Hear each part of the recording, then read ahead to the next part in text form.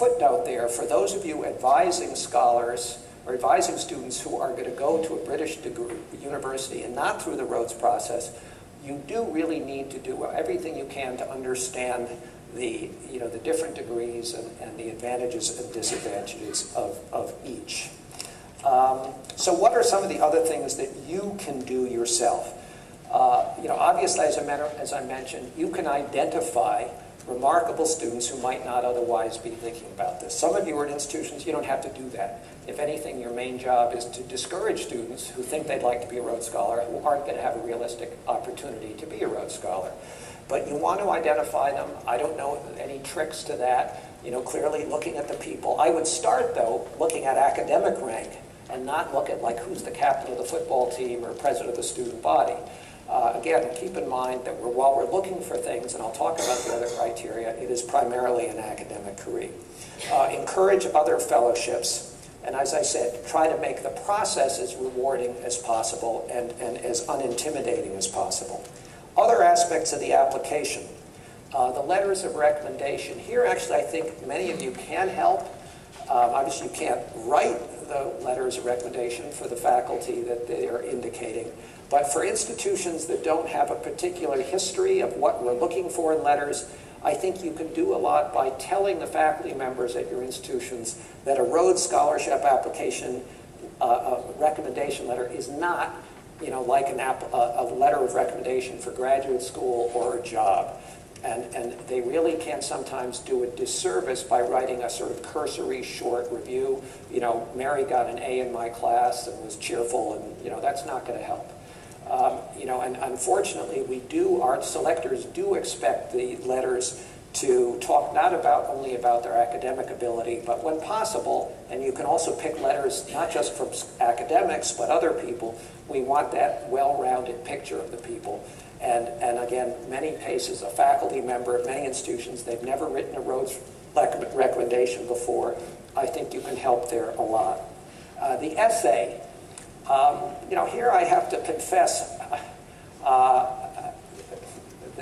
essays now, even though we have them sign something, this essay is my own work, frankly, none of us believe that anymore. And there are senses that most essays are edited and re-edited dozens of times by 20 people, and I think usually maybe the second draft is going to be a lot better than the 100th draft. It's still important. But frankly, I don't think it's as important as it used to be because we, frankly, don't believe it's the person's own work. It sometimes is, but we don't know. If it's very poorly written, it's obviously going to disqualify. And if it's beautifully written, it's probably going to help. But I wouldn't labor too long over that. Although, again, it is going to be, one of the things you're doing is the people who are reviewing the applications are trying to decide from a roughly group of 60 or 70 which dozen or 15 are we going to interview. So all of these things have an influence and are important. But I see some institutions going through dozens and dozens of drafts of the essay, and I think frankly it's a waste of time. The interview, for those lucky enough to be shortlisted, is incredibly important. There is no getting around that. I would say at the point of the interview, when there are 12 or 15 people being interviewed, it's probably more important than the dossier that got them there. And what are the implications of that? One is, frankly, if your candidate is someone who just doesn't shine interpersonally, it's probably unlikely that he or she is going to win a Rhodes Scholarship. There are lots of remarkably successful, extraordinary people who have great careers who do not shine in those contexts, but they're probably not going to win Rhodes Scholarships.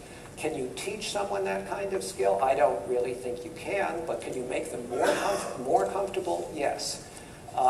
So I think for those of you who arrange for mock interviews, my predecessor used to discourage that. I don't discourage it. I actually encourage it, particularly at institutions where students are unlikely to have had lots of experience in smaller classes, seminar kinds of classes. To give them an experience just where they gain a little confidence in sitting around a table with people asking them questions, some they're familiar with, some not. Just basics about how to behave in a session like that. I don't think you're going to teach them anything. necessarily, but I think that experience is going to be a very important one for them. The reception, we always, as you probably know, part of our mythology, but it is true, we always have a reception for the candidates, usually the evening before the interview. And again, I'm aware of some institutions that do what they call mock cocktail parties. First place, we don't even necessarily serve alcohol. Most of these kids can't drink alcohol legally. And our selection committee members don't particularly want to have, maybe more than a glass of wine, because they're going to continue to spend the evening talking about the candidates. So it's, you don't have to, I've heard people say, well, should the person accept a drink, or should they have, a Coca-Cola or something? I can't believe that you're thinking about these questions. It makes absolutely no difference. But I can tell you, if the person has never had a drink of alcohol before, certainly should not drink alcohol. But the point of that reception, again, honestly, is just to put them at ease. We know it's going to be an intimidating situation the next day, coming into a room. And at least now they will have come into a room and they will have met these people the evening before. Now, is the reception, it's usually 2 hours, and everyone on the committee is going to try to get to know everyone a little bit. Is that evaluative in some sense? I can't pretend it's not. You can't purge your mind of the impressions that you may have made or you may have gleaned about someone from the evening before, but they're not really terribly important. Again, on the extremes. If someone remembers an extraordinarily dazzling conversation, over hors d'oeuvres with someone, sure, it's probably going to affect her judgment the next day a little bit. If someone makes some ridiculous gaffe or is particularly obnoxious or particularly rude or belittling to, her competitors, that's probably going to have an effect. But the basic point of that is simply to give them an opportunity to meet the committee. So, if you want to have mock cocktail parties and tell people, what color socks to wear with their suit, and, which fork to use, you can, but I guarantee it's not going to make a bit of difference. Your letter of recommendation, your institutional letter, here is another area where you can make a huge difference. Some institutions just issue a little statement, John Smith has been endorsed for the Rhodes Scholarship, the university hereby endorses, whatever. That's not particularly useful. We have to see an endorsement. Many of you, most institutions now will write an institutional letter. Sometimes the president signs it. We rarely believe the president writes them, but sometimes the president does. It doesn't matter if the president signs it. In my view, the dean signs it or whoever signs it. But that letter is important, because it can give the overall impression of that candidate. And you can sort of, it's not particularly useful just to take excerpts from all the other letters, because we have the other letters. But if you can describe that candidate in a way that will give the committee an idea of his or her strengths overall, and give us a little more sense of the person's character and involvement in the community, that could be very important. So that's another area where I think your contribution can be enormously important.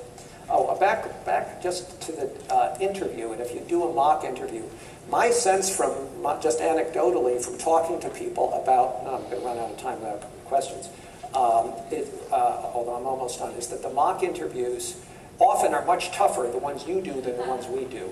And I don't know if that's a good thing or a bad thing, but keep in mind again that the purpose of the interview primarily is to bring out the candidate's strength. Almost invariably, the first few questions are going to be taken directly out of the essay. And that's actually an area where the essay is important, regardless of how it's written or who by.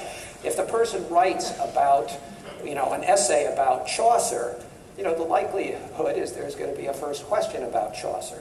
So the questions are fair. And the questions that aren't of general, that aren't to that person's particular background are going to be reasonable ones. And if they don't know the answer, they should admit they don't know the answer. We don't try to embarrass people. And, certain subjects are obviously likely to be taboo, religion and politics. On the other hand, if someone writes an essay about her views about abortion, there could be a question about abortion. But if someone is, obvious from her record, an evangelical Christian, no one's going to embarrass that person with a question that would be awkward.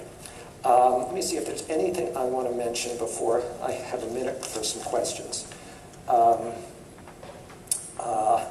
I don't think so, except one thing I want to mention, and that's age. We did notice in the last couple of years an increasing percentage of our winners are not college seniors, but actually applying after they finish college. That's fine. As long as they've not reached their 24th birthday, they're eligible. What would worry me is if any of you are discouraging people from applying in their senior year because they'll be better applicants a year later or 2 years later. Our committees are very good at comparing apples and apples. And if someone's applying from graduate school, we're going to assume that person has more honors to show because they've graduated, more experiences, and perhaps even a little more maturity. So I don't want you to read into the winners' biographies that we now have some kind of preference for older students.